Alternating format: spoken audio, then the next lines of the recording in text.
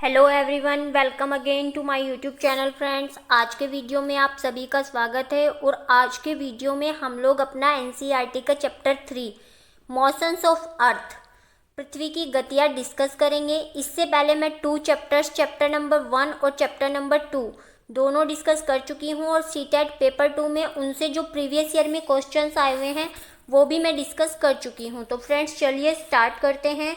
इस चैप्टर में जो वेरी फर्स्ट थ्योरी दी हुई है उसमें बताया गया है 2 प्रकार की गतियों के बारे में कि पृथ्वी की जो गतियां होती हैं, मोशंस होते हैं, वो 2 प्रकार के होते हैं। देखिए फ्रेंड्स, पूरा चैप्टर अर्थ से रिलेटेड है और इसमें बताया गया है कि जो अर्थ की मोशंस हैं, रोटेशन एंड रिवॉल्यूशन, घूर्णन और परिक्रमण, इन दोनों के क्या इफेक्ट होते हैं, इनसे क्या क्या प्रभाव पड़ता है, इनके कारण कौन कौन सी घटनाएं होती हैं, ऋतु परिवर्तन कैसे होता है इनके कारण, ये सब कुछ इस चैप्टर में एक्सप्लेन किया गया है। तो चलिए देख लेते हैं। सबसे पहले गति, तो सबसे पहली जो गति होती है किसी भी ग्रह की, वो होती है उसका अपने अक्ष पर घूम जाना, यानी कि किसी भी एक बिंदु पर ऐसे उसका घूम जाना। इसको आप समझ सकते हैं वॉशिंग मशीन से, या फिर जो आपकी जो दही फेंटने के लिए उपकरण प्रयोग किया जाता है उसको, आप उसको किसी एक बिंदु पर रखते हैं और वो वहीं से ऐसे घूम जाता है, चाहे इधर चाहे इधर। लेकिन पृथ्वी की गति होती है पश्चिम से पूर्व, तो ये चीज़ याद रखनी है। और इसमें टाइम जो लगता है वो लगता है 24 घंटे। देखिए सभी ग्रहों का जो टाइम है वो अलग अलग होता है रोटेशन का। मैंने आपको बताया था, जैसे बुध का 59 डेज, शुक्र का 243 डेज, पृथ्वी और मंगल का सेम होता है 24 घंटे।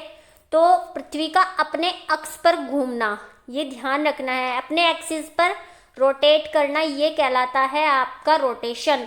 और इसमें टाइम लगता है 24 घंटे और इसी को पृथ्वी दिन कहा जाता है, ये भी याद रखना है। अर्थ डे यही कहलाता है, क्योंकि आपसे क्वेश्चन मल्टीपल टाइम पूछा गया है अर्थ डे के बारे में। निम्नलिखित में से अर्थ डे के बारे में क्या सही है और क्या नहीं है?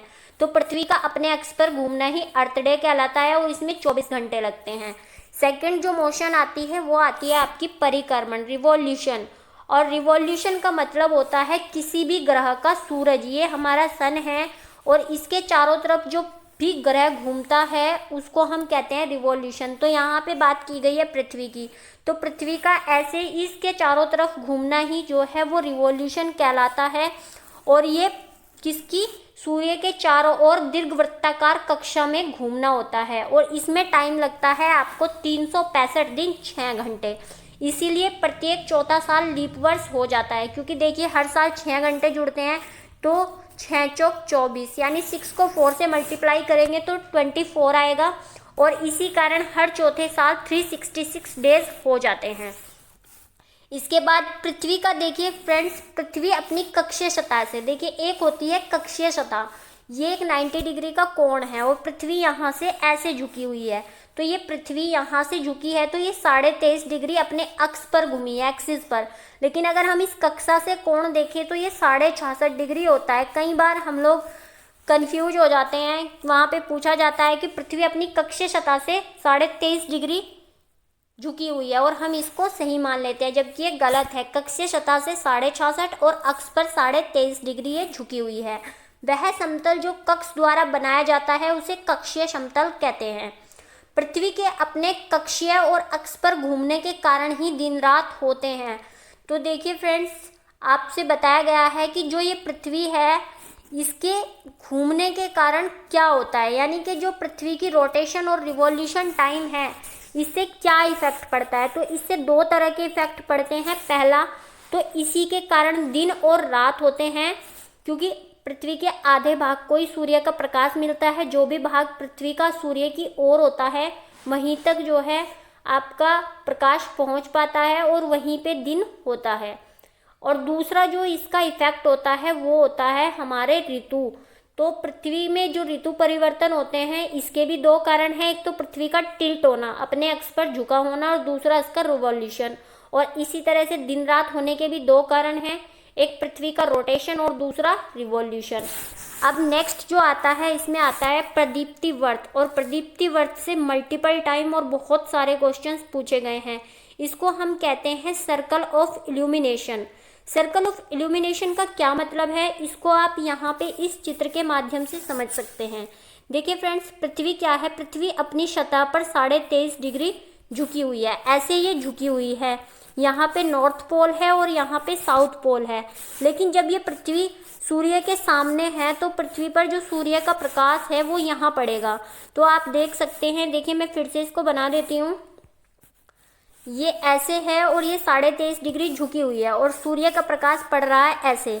तो यहाँ पे ये जो सीधी रेखा बन रही है यही हमारा प्रदीप्ति वर्त, सर्कल ऑफ इल्यूमिनेशन कहलाता है। और इसी के कारण देखिए 6 महीने तो ये सामने रहता है पृथ्वी का और 6 महीने ये सामने रहता है जब ये इधर से झुक जाता है।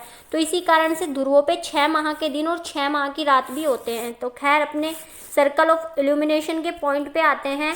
ग्लोब पर वह वर्त जो दिन और रात को विभाजित करता है उसे प्रदीप्ति वर्त कहते हैं। तो प्रदीप्ति वर्त का पहला काम है दिन और रात को विभाजित करना। और ऋतुओं में परिवर्तन सूर्य के चारों ओर पृथ्वी की स्थिति में परिवर्तन के कारण होता है। यानी कि जो ऋतु हैं वो क्यों बनती हैं, क्यों वे परिवर्तित होती रहती हैं। कभी शीत ऋतु होती है, कभी ग्रीष्म ऋतु होती है, कभी शरद, कभी वसंत।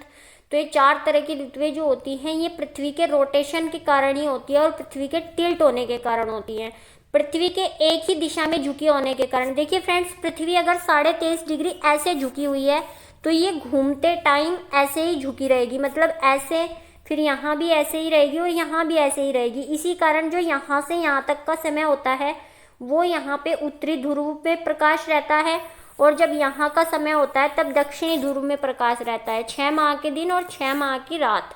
पृथ्वी के एक ही दिशा में झुके होने के कारण ध्रुवों पर 6 माह के दिन और 6 माह की रात होती है। इस कॉन्सेप्ट पे मैं ज़्यादा इसीलिए जोर दे रही हूँ ताकि आप बार बार इसको सुने और समझ सकें, क्योंकि थोड़ा सा कॉम्प्लिकेटेड है। जब पृथ्वी पर सूर्य की किरणें कर्क रेखा पर सीधी पड़ती हैं और उत्तरी ध्रुव सूर्य की ओर झुका रहता है तो यहाँ 6 महीने दिन होता है। तो आपसे पूछा जा सकता है कि उत्तरी ध्रुव पर 6 महीने का दिन कब होता है। तो ये कब होता है, जब सूर्य जो है वो उत्तरी ध्रुव की ओर झुका रहता है।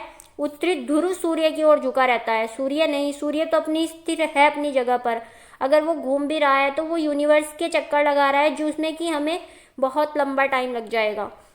जब सूर्य की किरणें कर्क रेखा पर सीधी पड़ती हैं और जब उत्तरी ध्रुव सूर्य की ओर झुका रहता है ऐसे। देखिए फ्रेंड्स, ये यहाँ पे ऐसे झुका रहेगा उत्तरी ध्रुव, तब यहाँ पे क्या होता है, तब यहाँ पे 6 महीने का दिन होता है।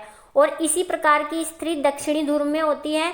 जब सूर्य की जो स्थिति है वो दक्षिणी ध्रुव के पास होती है, यानी दक्षिणी ध्रुव सूर्य की तरफ झुका रहता है और मकर रेखा पर सूर्य की किरणें सीधी पड़ती हैं। प्रीवियस चैप्टर में मैं आपको बता चुकी हूँ कि जो सूर्य की किरणें हैं वो कर्क रेखा से मकर रेखा तक सीधी पड़ती हैं, जबकि मकर और कर्क से लेकर जो आपके अंटार्कटिक और आर्कटिक ध्रुव हैं वहाँ पर तिरछी पड़ती है। और इसके बाद के क्षेत्रों में जो है सूर्य के प्रकाश जो है वो पूर्ण रूप से नहीं पहुँच पाता है। अब हम फ्रेंड्स, ये एक आपके इसमें ऋतु परिवर्तन के बारे में एक डायग्राम दिया गया है जिसको मैंने बनाया है।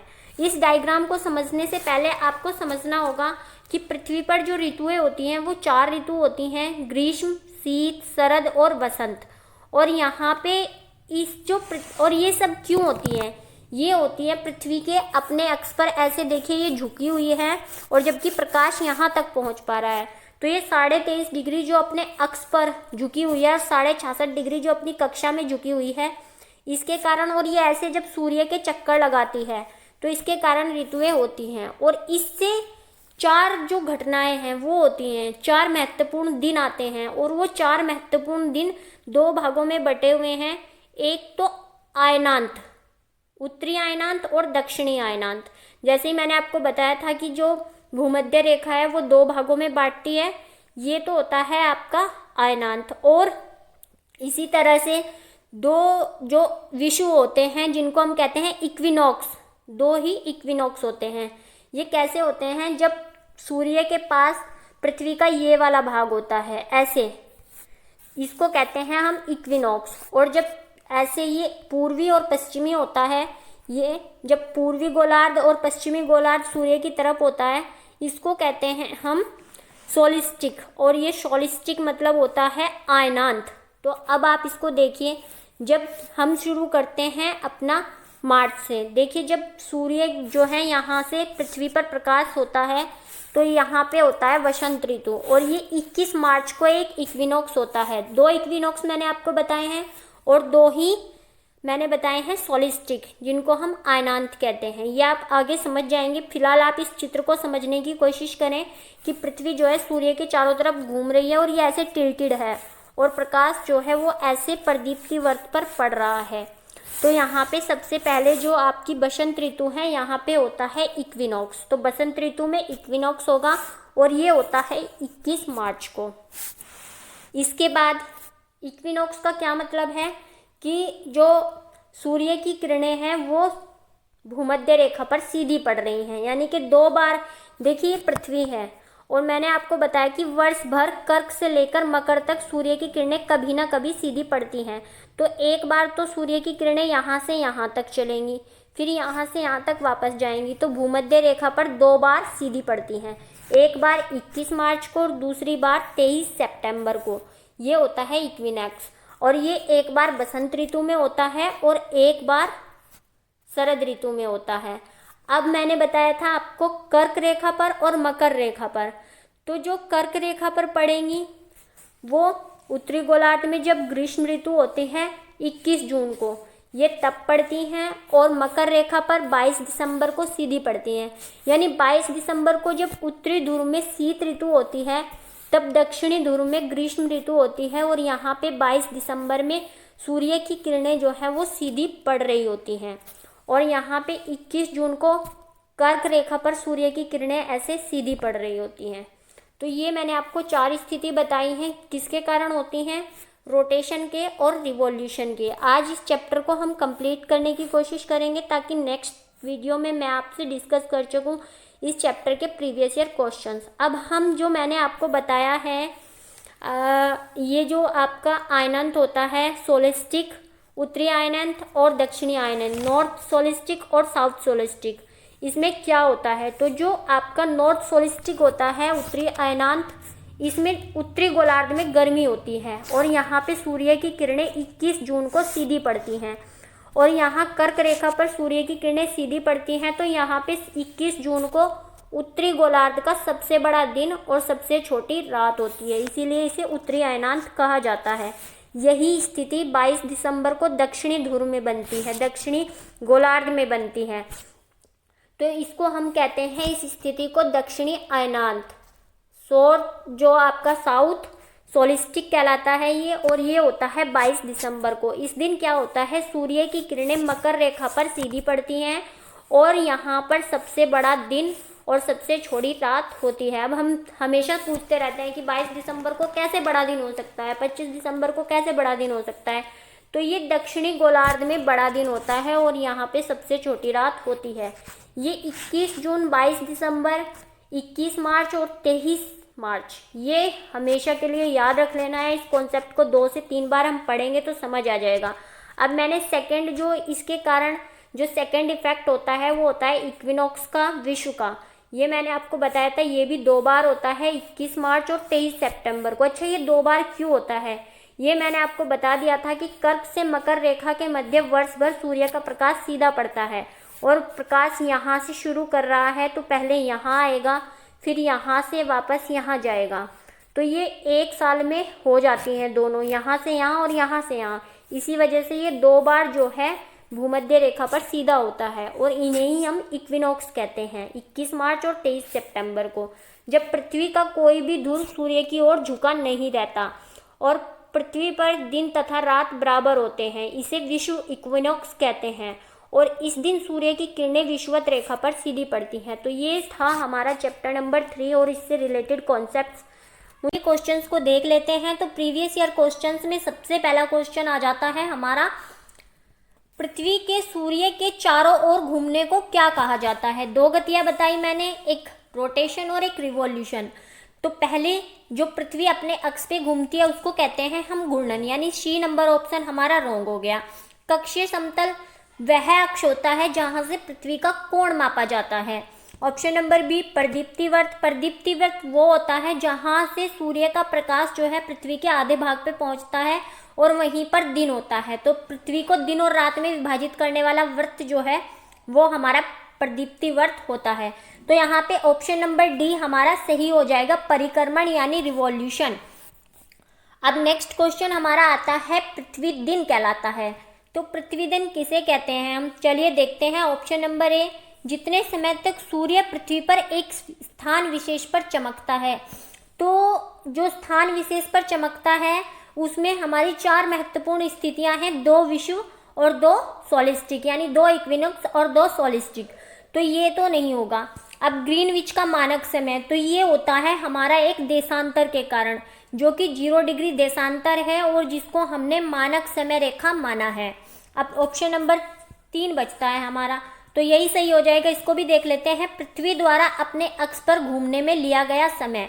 तो ये बिल्कुल सही है, पृथ्वी द्वारा अपने अक्ष पर घूमने में लिया गया समय जो है वही हमारा पृथ्वी दिन कहलाता है, क्योंकि उसमें आधा टाइम दिन और आधा टाइम रात रहती है। अब क्वेश्चन नंबर 3 हमारा आ जाता है, विषुव के दिन सूर्य की किरणें सीधी पड़ती हैं। तो मैंने आपको बताया है कि जो सूर्य का प्रकाश है उससे हमारी 4 महत्वपूर्ण स्थितियां बनती हैं जब सूर्य का प्रकाश सीधा पड़ रहा होता है। तो 2 बार विषुवत रेखा पर और 1 बार कर्क पर और 1 बार मकर पर। तो जब आपका विषुव बनता है तब दोनों बार जो है ये भूमध्य रेखा पर सूर्य की किरणें या विषुवत रेखा पर सीधी पड़ती हैं, और जब आपका उत्तरी अयनांत बनता है तब मकर रेखा पर, और जब दक्षिणी अयनांत बनता है तब जब उत्तरी अयनांत बनता है तब आपकी कर्क रेखा पर सूर्य की किरणें सीधी पड़ेंगी, और जब आपका दक्षिणी अयनांत बनता है तब मकर रेखा पर सूर्य की किरणें सीधी पड़ेंगी। तो अब आपसे ये उत्तरी अयनांत और दक्षिणी अयनांत भी पूछा जा सकता है, क्योंकि विश्व के बारे में ऑलरेडी पूछ लिया गया है। तो विश्व के दिन सूर्य की किरणें सीधी पड़ेंगी कर्क रेखा पर तो उत्तरी अयनांत में पड़ेंगी, मकर रेखा पर दक्षिणी अयनांत में पड़ेंगी। आकर्टिक रेखा पर जब सूर्य की किरणें पड़ती ही नहीं है सीधी, बल्कि आकर्टिक रेखा पर सूर्य की किरणें तिरछी पहुंचती हैं, तो सूर्य की किरणें विषुवत रेखा पर विश्व इक्विनॉक्स के दिन सीधी पड़ती हैं। और ये घटना होती है आपकी 21 मार्च और 23 सितंबर को। ये जरूर से याद कर लेनी है डेट्स, क्योंकि अब एग्जाम जो है थोड़ा सा फैक्चुअल होता जा रहा है। अब क्वेश्चन नंबर 4 आता है हमारा, प्रदीप्ति वर्त।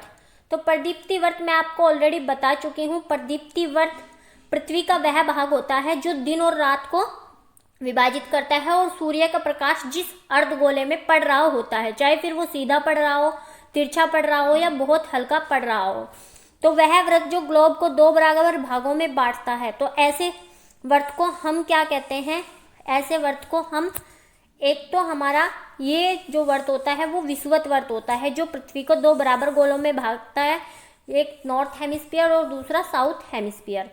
अब विषुव पर पृथ्वी की स्थिति जब दिन और रात बराबर होते हैं तो ये खुद ही इक्विनॉक्स कहलाती है। जब पृथ्वी पर सूर्य की किरणें जो है सीधी पड़ रही होती हैं तब पृथ्वी पर दिन और रात बराबर होते हैं। एक विशेष माध्य रेखा पर दोपहर 12 बजे सूर्य की स्थिति ये भी नहीं होगा। वह व्रत जो ग्लोब पर दिन और रात को विभाजित करता है या दिन को रात से विभाजित करता है, तो ये बिल्कुल सही है। प्रदीप्ति वर्त वह भाग होता है जहां तक सूर्य की किरणें पड़ रही होती हैं। देखिए पृथ्वी ऐसे तिरछी है जबकि किरणें जो है वो ऐसे पड़ रही है, इसी कारण से 6 माह यहाँ दिन रहता है और यहाँ रात रहती है।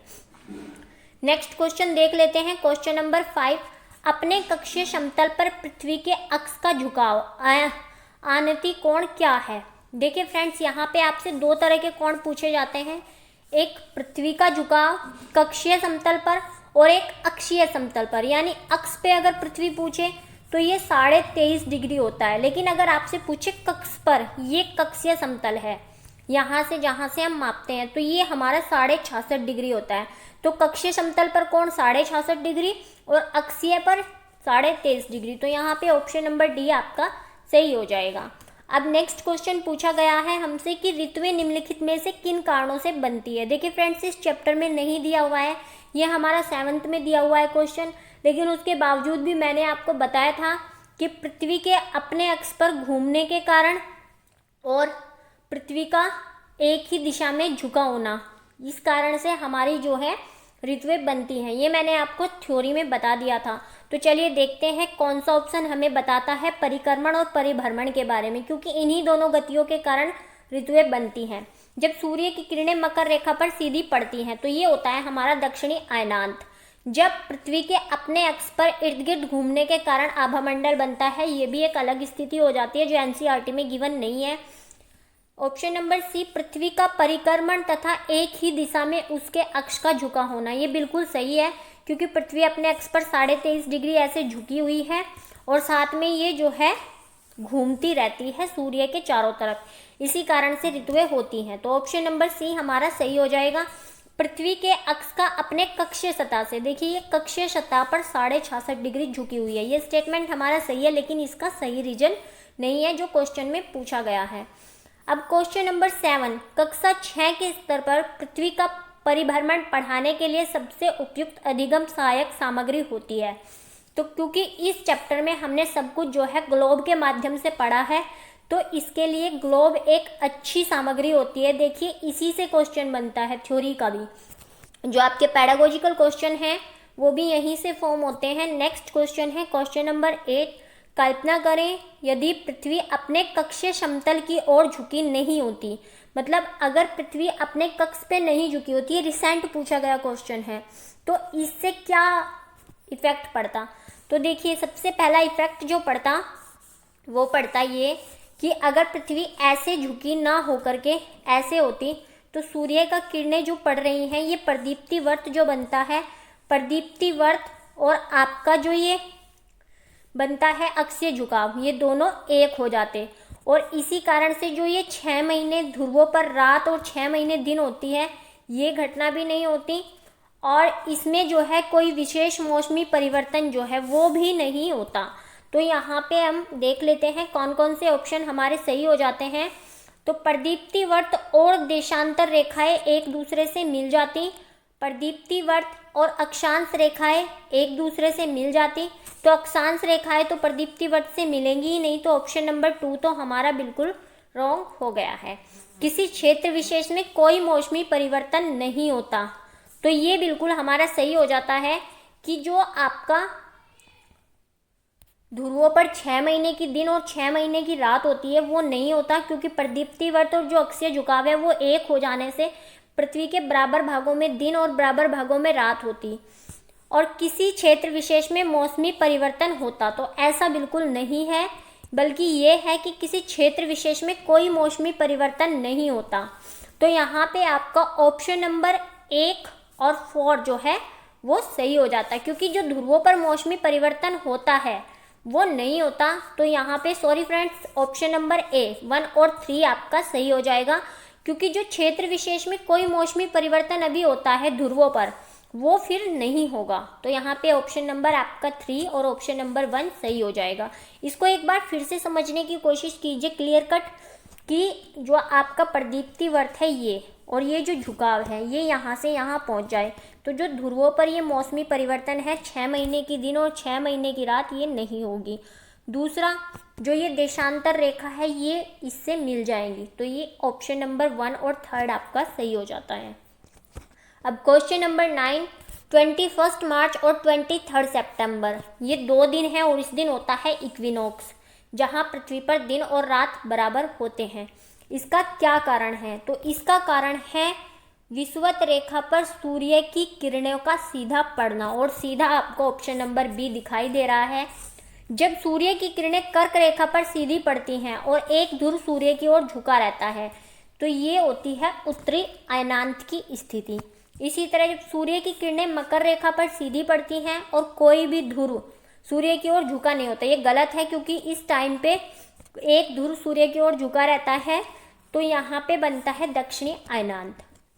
अब क्वेश्चन नंबर 10, निम्नलिखित में से कौन सा कथन पृथ्वी की स्थिति के संबंध में सही है? तो पृथ्वी की स्थिति के संबंध में हमें कौन सा सही है और कौन सा गलत है ये देखना है। तो पहला हमारा स्टेटमेंट है कि पृथ्वी का अक्ष वास्तविक रेखा है जो इसके कक्षीय समतल से 66.5 डिग्री का कोण बनाता है।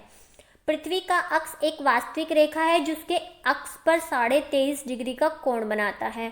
पृथ्वी का अक्ष एक काल्पनिक रेखा है जो इसके कक्षीय समतल से 66.5 डिग्री का कोण बनाता है।